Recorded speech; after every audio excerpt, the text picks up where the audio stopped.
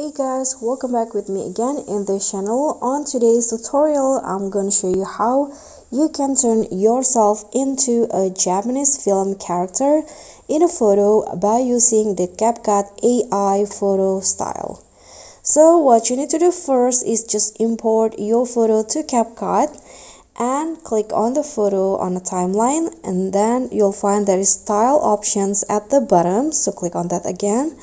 And here just swipe through the options until you find the Japanese film option, this one under the AI photo tab.